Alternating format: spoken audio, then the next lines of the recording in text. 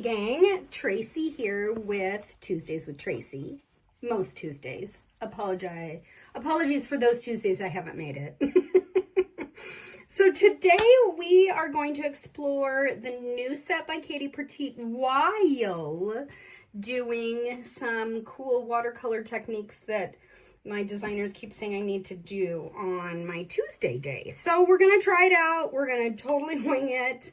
I've taken the Been There palette and put it in my little plastic palette with some water, but I'm also going to do some that I'm going to put a little powder in a mister because you guys keep asking how much powder and will it work and all that. So we're going to get to that too. But I want to start first with a watercolor technique that's been around forever, ever and a day. That I'm going to do both.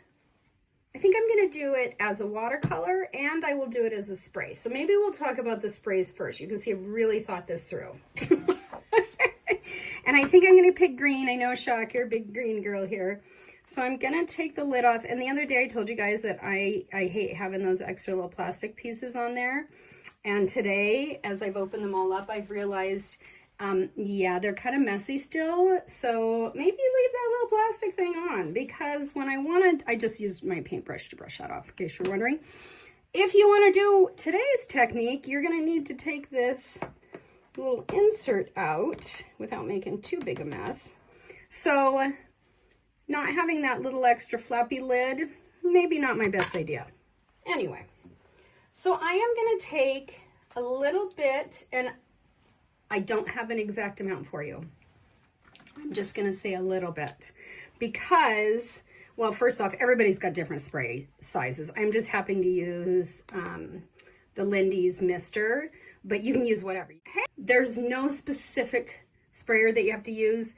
The only thing I caution everybody who wants to make sprays out of our magicals is that there is a fixative in the magical that can tend to clog sprayers. So just be aware. That's why I would start with a little and add to it if you want the color more depth or more vibrant. So I'm going to have my little, this is an old ceramic tool that I have from college when I was doing art classes. Anyway, it works really well for a little powder scooper, but just find something and get a little bit of powder in there. I'm actually going to do 2 little scoops. Maybe I'll get it. Okay, I was going to say maybe I'll get it closer so you can see how much I've got in there, but there it went on the ground. So maybe that, oh, that's not going to be of any help to you, is it? Anyway, okay, doing the second one in there. Putting this guy back on. And my lid. I'll clean him up in a minute. And then I'm going to fill this guy with water. And I don't know if you guys use these or not, but these nifty little condiment spritzers we actually use to fill a lot of our products, but they also come in super handy for something like this. So I just filled him with some water, and like we say on our spray bottles, you gotta wait 10 minutes, which is the most agonizing 10 minutes, and really all it means is you're just trying to hydrate that fixative, whether it's the one we use in the sprayer or the one we use in the magicals, just because they take a slightly longer time than the dyes to dissolve, and you want them dissolved or they will clog. That's why we ask you to wait. Whether the water is warm, hot, cold, doesn't really make that big a difference. It's more the waiting. Obviously, if it's warm water, it kind of dissolves quicker, but in any case. So that's this guy. I am going to just spritz him on here. I'm going to do one in all of the way there, green. Actually, I'm not going to put him here since I'm spritzing first. And maybe I will use my spray box. So we'll just spritz.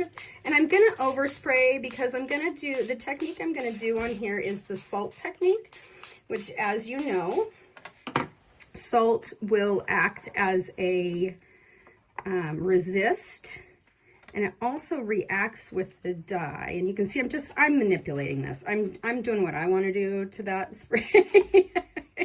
Just so you can see, because I really want the paper covered. So there's that. And actually, maybe I'll just do it right in here since he's oozing all over the place. See, I told you you're going to be here for all the experiments. And then I happen to have this Morton sea salt, fine salt that I've had forever and ever, so I'm going to use it. But of course, I don't have the little sprinkler anymore because it must be a trend that I like to take the little insert things off. So I am just going to sprinkle salt very gently out of that giant hole and hope not to make too big a mess. So there's that. And as this dries, the dye will actually move away from the salt. I'm sure there's some chemical reaction. I should be able to tell you what it is, but I don't. So I'm going to leave him like this. And then I'm going to do one where we're doing more of a watercolor technique, same color, all of the way there. And I'm just going to kind of make a little bit more spludgy. That is another technical term, technical Tracey term. So I'm going to spludgy this guy. And I'm using that really thin cardstock, which is why you can see I'm having trouble with it buckling. But again, I just grabbed whatever was nearby. And again, I'm going to do him on here. And I just wanted to kind of just do an experiment that you're along the ride with, of how it's different when you've misted it versus painting it. So I really don't know that there's going to be that big a difference. Obviously, you can get a much deeper color with the painting technique. So there's that. And then I'm going to move on. So I'll show you those dry once they dry. You may be seeing all over the place a Saran wrap technique that I'm going to do here. This color is called Brick by Brick, and it is such a cool color. She is almost pinkish when it's lighter, and maybe I'll make a spray out of it or do a lighter one here in a second. And is also, or actually, you know what? I'm going to just, you see I just used dirty water on there, I know. And then I'm going to add a little bit of this. The dirty water was, I just dipped my brush in the paint, in some water to rinse off the brush. And then decided, nope, that's what I'm going to use to do the lighter version of this so that I can actually show you how cool it is. Because it's a neat color. And then for a Saran wrap technique, and I'm going to go over the top of both of these guys. And I'm going to do one really wrinkly. And the other one, I'm going to just kind of lay on and see what we do. So one I'm really squishing. Squish. And the other one I just kind of left a little looser. So those are going to go off to dry. Anyway, one of the ones that they talked about was aluminum foil, which I had not thought of. And I thought, you know, what might be kind of cool with our dyes is just to see how they respond to aluminum foil. So I am again going to do the same thing I just did on the last one. And I'm actually using the side that wants to buckle, hoping maybe that will tone it down and make it go flat. And you can see I'm not doing anything super fancy here. You can make this an ombre, you could do different colors. This is obviously just to show you the results. And again, I'm going to dip my paintbrush in some water just to get a lighter one. And I think I'm actually going to add just a little bit more to get it nice and saturated.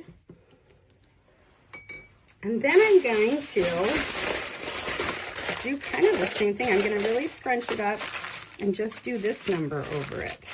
Anyway, so the next one I want to do is very similar to Saran wrap, but I'm just going to see if it does it a little bit differently.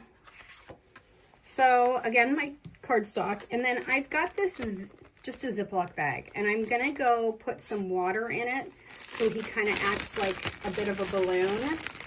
Probably should have gotten a sandwich size because he's gonna be big, but I'm I'm gonna go put some water in him. So then I'm gonna take our Amber Ways Maze out of the bin there, which is a gorgeous golden mustard. Oh my gosh, I love it. It's a gorgeous, gorgeous color. So I'm just, as you know, I'm just plopping them on there. And then, actually I'm gonna do this one pretty heavy because I think the way I saw this particular technique, and again, I'm just getting that wet in my water, making this a light version over here. I saw they end up moving the bag. So this is what we're gonna do. I have my Ziploc bag. You are really alone for a ride today because I've never done this, and we'll see.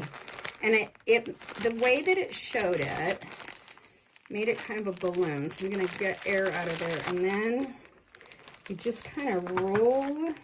Oh yeah, that's not so great. Okay, well, that was a fail. That didn't work super well. Okay, now I'm determined to make it work. So if you were with me just a second ago, I was attempting to do this rolling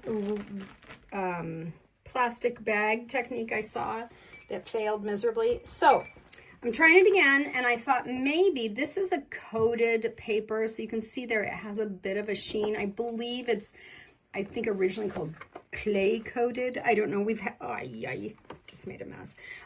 We've had it forever, so I'm not sure where you can find it, which is going to be super helpful to you. And I must have color all over me because I'm just oozing. Anyway, so this is a coated paper, so my thought is it won't soak in quite as quickly. It might give me a little more room to play around with the bag technique. So I am going to, I think just because we haven't looked at this Old Path Pearl, I'm going to just use her on this one. She's not quite as dark. Actually, maybe we'll go from pearl to, I know I went right in there with my brush, right into Amber Ways. I know. I told you, I'm not a tidy crafter. I am all over the place. A hot mess, some might say. And I resemble that remark sometimes. So, there we go. He's not going to give us a whole lot of color, I don't think. But we are going to attempt this roll the baggie, which my plastic bag now may not be the best. Oh, that gives it a little bit of texture then. Which I guess then you can kind of manipulate whichever way you, oh, okay. Hey, it's not doing too bad. We'll let it dry, but I think maybe that might be kind of a cool look. Smudged. Okay, I think I'm back with some dried samples of what we did earlier. So first, and I'll tell you the colors too, since these are the new Katie Petite colors. This is all of the way there, olive. And this is the one I did, a lighter one here with salt, and you can see that it just kind of makes these cool little pools, and then because it's dye, you get a little bit of variance in the color, not just the green. Obviously, if you use bigger chunky salt, it will create more of those.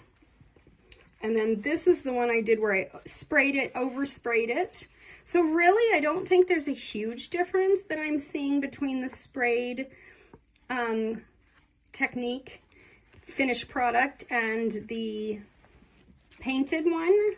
I mean, obviously I did this one a little lighter, but the speckles are pretty similar. Now, one other thing about Katie's colors is the way that they have come out, they kind of have this antique-y look to them, which in this particular technique is kind of rising to the surface, which gives it an even cooler look.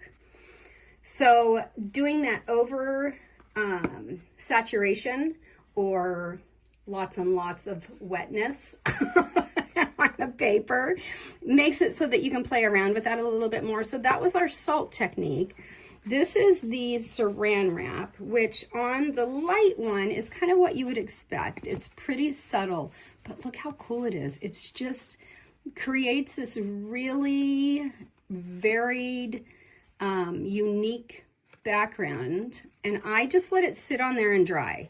So I didn't do anything else to it, and it picks up a little bit of that mica sheen over the top. But when I did the really saturated one, that vintagey portion of her coloring on these Been There set really pulls, it must pull the mica up. I'm not sure what's happening here chemically. I'm just loving the look.